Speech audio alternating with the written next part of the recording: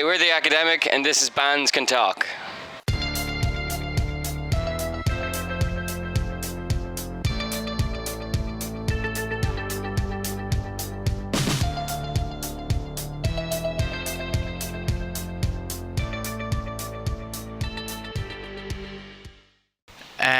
One of the toughest parts for us in our album process was probably picking the songs, because we had like a back catalogue of like 30 songs, and we wanted to have like a real snappy and short debut album.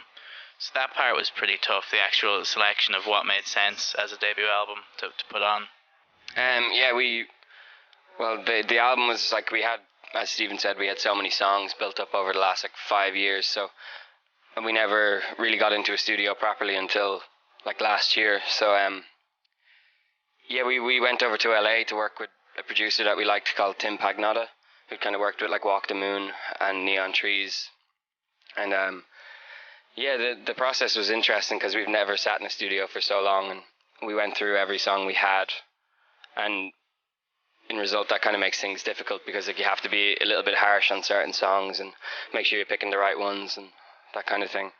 But it was a fun experience. It was definitely like a labor of love, as we say pretty much all the time about the album. But yeah, it was great. You know, we learned so much as a band, you know, in terms of production and what you can get away with, and you know, not being shy of different sounds and stuff like that. I think probably the biggest change is our first EP, Loose Friends, was recorded sort of sporadically. So we would just go in for a day, record one song, and then put it out and kind of tour off the back of it, and then eventually go back into the studio and record another one. Whereas, like Craig said, with the album, it was like an intensive process, maybe like 2.5 months in the studio. So it's just a very different vibe it was way more time spending in the studio than we'd ever done before, you know. I guess like they're all stories of us growing up, because we all met in school at like the age of 13. Stephen was probably like 11, and so like they're all just stories of what we all kind of went through, and we know what those songs are because we wrote them, whether they're old or new, and so we have our stories that we hear when we listen to them and stuff.